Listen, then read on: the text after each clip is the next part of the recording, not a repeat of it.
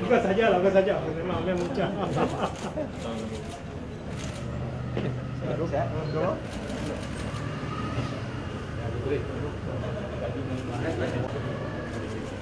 Oh, okey.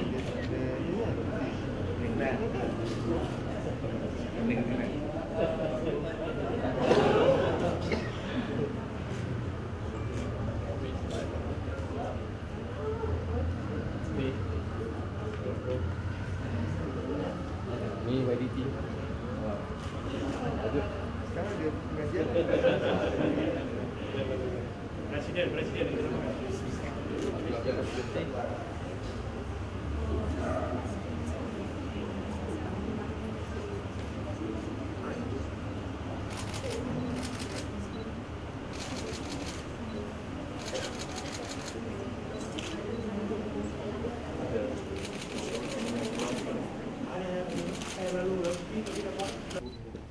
But that will not affect the signal. This. Kita buat structure. Maknanya suspend this structure connecting. Ada cara lah. Tapi depend on the form. Kau insyaAllah selangor kayu lah. What happened to the aircon?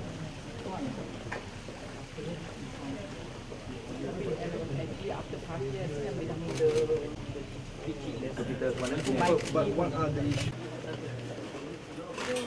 yang pelajar menuk sama kerja dalam proses Tahu dalam ni? Beras tahu? Beras tahu? I have to learn from you. Make it positive.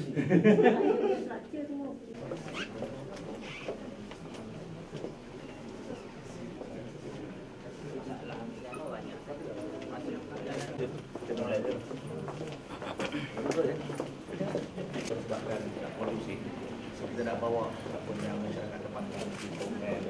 Mana lah? Ada kipas. Ada kipas. Buat apa ni study apa? Saya kasih teknologi. Degree on? This is your final year? Itu bagiannya, saya ambil orang bagian. Boleh ni.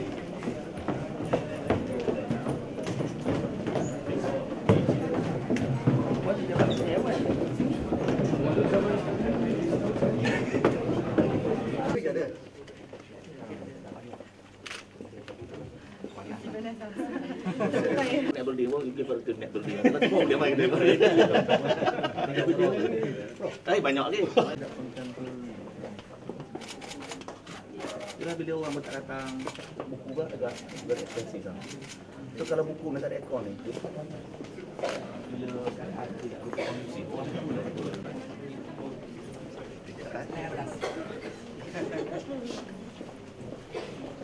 Kita nak tahu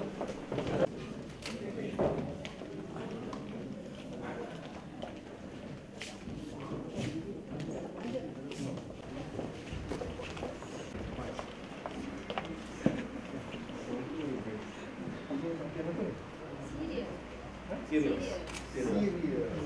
So kerja okey.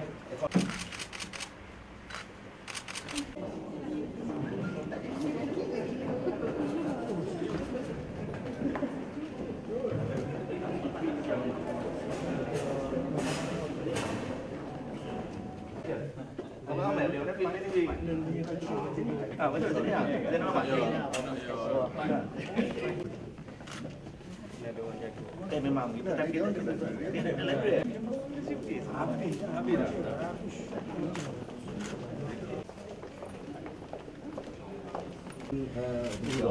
Ya. Ini yang kami warisi lah. Oh, Cina. Akibat yang banyak Bantai tu tak?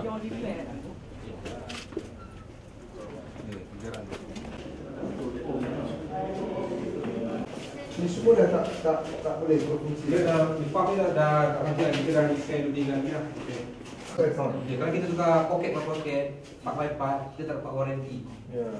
Itu risiko kita dalam ni. Kalau saya nak ambil satu projek library. Boleh lah, boleh. Tak ya, tapi kalau dua tak boleh. Kalau dia bagi 200 million, kita kena consider nama dia punya.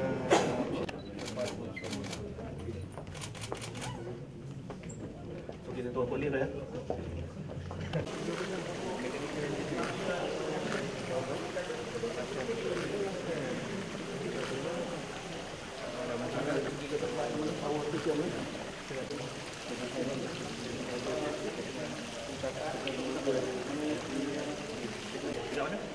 All the best, eh? Dan kita nak pergi pusat belajar pada tempat White wood, satu je kata satu. Brand Tamco. Bagus. Jadi warna unique. Sekarang kalau yang kat dalam ni semua dah tadi backup lah.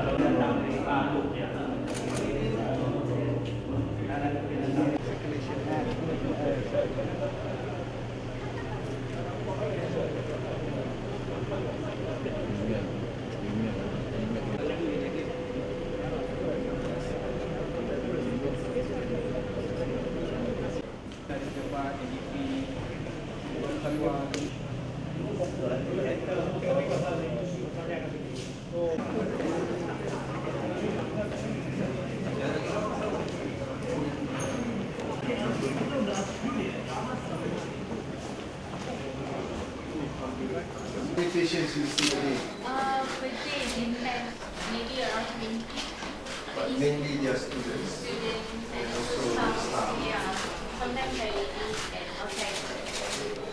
But what are the facilities we have here? We have our ECG machine and then we have our NET machine for the asthma patients. Minor surgeries can be performed. We have our very minor surgeries. Yeah, We have your OT here. not the OT, we have our treatment.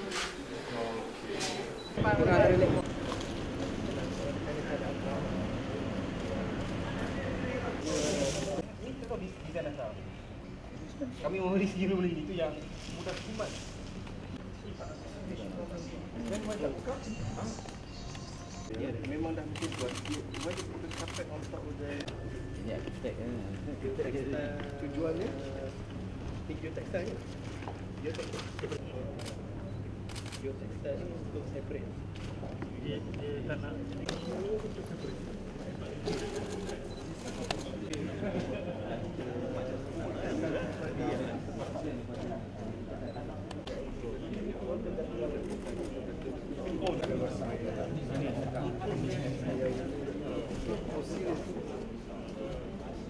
engineering. Tu aircon ada tak? Ada tak jalan.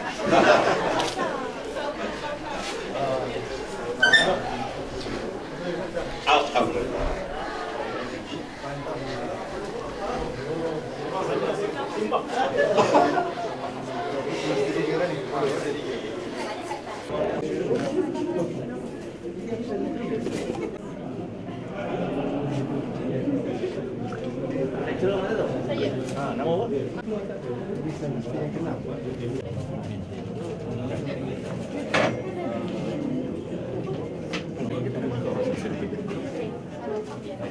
Buka sikit bang. Bang, buka sikit bang. Ha.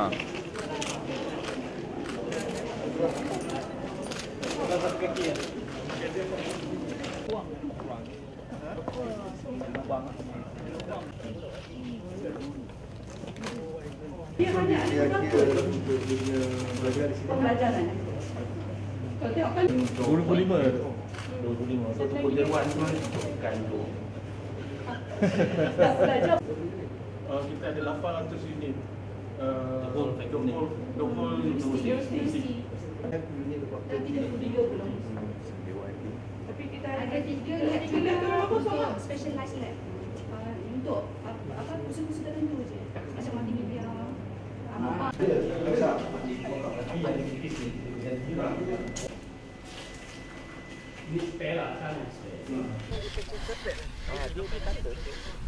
Dia dah after 10 years dia kena replace lah. Masa bila terlampau lama ke apa? Dia dryness dia dah lama. Yang ini yang sebab ini air. Ini yang sana tu memang worst sekali. 2-3 tahun ni. Kalau lepas saya mengambil keputusan untuk turun sendiri ke kampus utama UNICEL di Besteri Jaya pada hari ini supaya saya dan pimpinan negeri dapat memahami masalah sebenar yang dihadapi oleh para pelajar dan warga pendidik di Besteri Jaya ini tentang prasarana dan kemudahan-kemudahan lain dalam sistem pembelajaran dan pengajaran yang sedang berlaku di kampus UNICEL ini. Mempunyai hampir 5,000 pelajar dan sudah tentulah kita ingin melihat sendiri apakah peranan yang boleh dimainkan oleh kerajaan negeri. Yang keduanya yang saya kira lebih penting lagi ialah saya telah berbincang dengan Profesor Datuk Ridwan selaku Presiden Universiti dan juga Yang Berhormat Saudara Nazmi tentang keperluan untuk kita melihat semula definisi pendidikan itu. Kerana hari ini apa yang berlaku ialah pendidikan itu dilihat semata-mata dalam konteks pelaburan ekonomi sahaja. Tetapi saya melihat dalam sosok dan sudut yang berbeza. Pendidikan ini selain daripada pelaburan infrastruktur dan kemudahan, tetapi sebenarnya pendidikan ini juga adalah satu pelaburan pemberdayaan rakyat untuk mendapat ilmu dan pendidikan. Untuk maksud itu, kerajaan negeri mempunyai tanggungjawab moral untuk membantu UNICEL dan KUIS bagi mencapai matlamat tersebut. Dan inilah yang saya lakukan setelah mendengar maklum balas daripada Profesor Datuk Ridwan yang baru sahaja diberikan tugas dan tanggungjawab dalam tempoh 2 bulan, namun beliau dan pengurusan universiti telah pun mengenal pasti masalah-masalah yang telah berlarutan sekian lama dan perlu ditangani segera dan peruntukannya agak besar, tetapi saya kira itu adalah tanggungjawab moral kerajaan negeri untuk bersama-sama dengan UNICEL bagi membangunkan UNICEL ini sebagai pusat dan Center of Excellence, pusat kecemerlangan ilmu, kerana kita juga mahu menjadikan Selangor ini sebagai hub pendidikan serantau. Untuk maksud itu, baru-baru ini kita telah melihat keperluan UNICEL dan saya akan umumkan dalam masa yang terdekat jumlah dana yang telah pun dipersetujui oleh kerajaan negeri untuk membiayai prasarana yang diperlukan. Dan hari ini saya turun nak tengok sendirilah yang utamanya soal perpustakaan yang dalam keadaan yang amat menyedihkan dan tidak dapat dimanfaatkan oleh pelajar-pelajar dan warga akademik di UNICEL. Kita juga melihat beberapa bangunan fakulti yang memerlukan pembaikan dan naik taraf. Kita juga melihat keperluan mendesak soal ICT, komputernya, softwarenya yang terlalu obsolete, yang terlalu lama, yang perlu ditukarkan segera. Itu saja menelan belanja hampir 25 juta ringgit. Yang ini kita mahu memberikan keutamaan dan saya telah pun menerima memorandum daripada Majlis Perwakilan Pelajar UNICEL. Ada 6 perkara yang dibangkitkan dan sebahagiannya saya kira amat wajar diberikan pertimbangan segera oleh kerajaan negeri dan saya akan maklumkan dalam masa yang terdekat. Macam mana pula dari segi pendidikan? Ya, itu memang tumpuan kita sekarang oleh kerana negeri Selangor ini sebuah negeri yang maju dan kita telah pun mengambil pendirian untuk beralih daripada labor intensive industry kepada capital intensive dan juga high technology. Untuk maksud itu, kerajaan negeri juga bertanggungjawab untuk menyediakan tenaga kerja yang terlatih, yang mahir. Dan sistem pendidikan negara ini sebenarnya perlu dirombak. Dan inilah perbahasan saya dalam parlimen pada awal minggu ini supaya menumpukan soal vocational dan technical education ataupun VET itu sebagai asas sistem pendidikan negara. Ini berlaku di negara-negara maju, khususnya di Jerman, di Jepun. Tapi malangnya di peringkat persekutuan, belanjawan untuk pendidikan vocational technical ni terlalu kecil.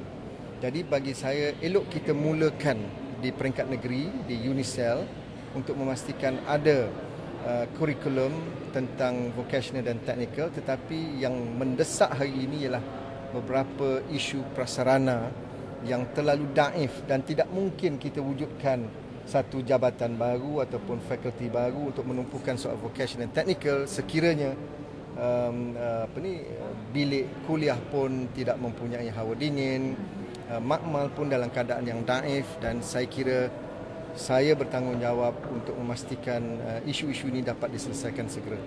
Sertifikat itu masuk juga untuk syarah dan akademik dan untuk dana. Ya, sebab kita lihat saya dapat maklumat tadi ramai pensyarah dan warga pendidik UNICEL terpaksa mengeluarkan wang mereka sendiri untuk mengecat bangunan, untuk menyiapkan beberapa ICT projector, LCD projector. Jadi saya kira tidak adil bagi mereka meneruskan cara ini. Komitmen mereka tinggi, maknanya semangat mereka untuk membangunkan UNICEL ini tinggi, tetapi amat malang sekali sebelum ini tidak ada tumpuan kepada sektor pendidikan di negeri. Jadi saya kira sekarang keadaan ekonomi di Selangor baik dan kukuh, dan saya mahu sektor pendidikan khususnya di UNICEL dan KUIS ini diberikan perhatian segera oleh kerajaan negeri.